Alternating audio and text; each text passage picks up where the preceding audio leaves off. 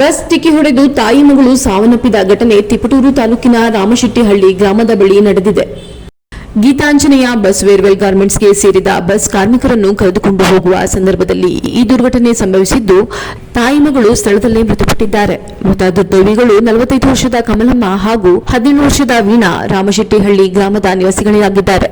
Under pass ನಿರ್ಮಿಸದೆ ರಾಷ್ಟ್ರೀಯ ಹೆದ್ದಾರಿ ನಿರ್ಮಾಣ ಕೈಗೊಂಡಿರುವುದರಿಂದ ಈ ಘಟನೆ ಸಂಭವಿಸಿದೆ ಎಂದು ಆರೋಪಿಸಿ ರಸ್ತೆಯಲ್ಲಿ ಶವವಿಟ್ಟು ಗ್ರಾಮಸ್ಥರು ಆಕ್ರೋಶ ವ್ಯಕ್ತಪಡಿಸಿದರು. ಅಲ್ಲ ಸರ್, ತಾವು ಇವರನ್ನ ಕೇಳ್ತಿದ್ದಾರೆ. ಇವಾಗ ಅವ್ರು ಯಾರು ಬರಲ್ಲ, ಕೇಸ್ ಆಗಿರೋದ್ರಿಂದ ಎಲ್ಲ ಸ್ವಿಚ್ ಆಫ್ ಮಾಡ್ಕೊಂಡು ಹೋಗಿರ್ತಾರೆ.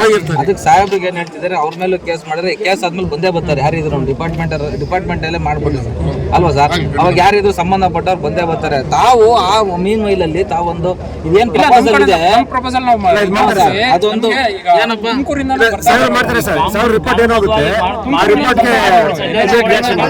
ಲೇಟ್ ಆಗ್ತದೆ ಅವ್ರು ಬರೋದು. ಹಂಗಾಗಿ ಅದಕ್ಕೋಸ್ಕರ ನಾವು ಒಂದು ಬಿಟ್ರೆ ಒಳ್ಳೆ ಸ್ವಾಮಿ, ಈ ಅನ್ಯಾಯವನ್ನು ನೋಡ್ಬಿಟ್ರೆ ಒಳ್ಳೇದವ್ರು.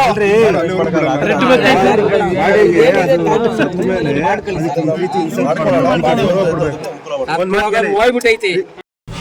ಈ ಸಂದರ್ಭದಲ್ಲಿ ಸ್ಥಳಕ್ಕೆ ಆಗಮಿಸಿದ ಡಿವೈಎಸ್ಪಿ ವಿನಾಯಕ ಶೆಟ್ಟಿಗೇರಿ ಹಾಗೂ ಗ್ರಾಮಾಂತರ ವೃತ್ತ ನಿರೀಕ್ಷಕ ಸಿದ್ದರಾಮೇಶ್ವರ್ ಗ್ರಾಮಸ್ಥರೊಂದಿಗೆ ಚರ್ಚಿಸಿ ಘಟನಾ ಸ್ಥಳವನ್ನು ಪರಿಶೀಲಿಸಿದರು.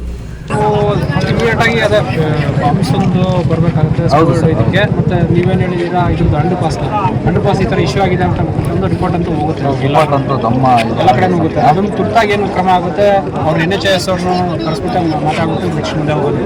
ಬಟ್ ಈಗ ಸದ್ಯಕ್ಕೆ ತಾತ್ಕಾಲಿಕವಾಗಿ ಬಾಂಬ್ಸ್ ಅಂತೂ ಬರುತ್ತೆ.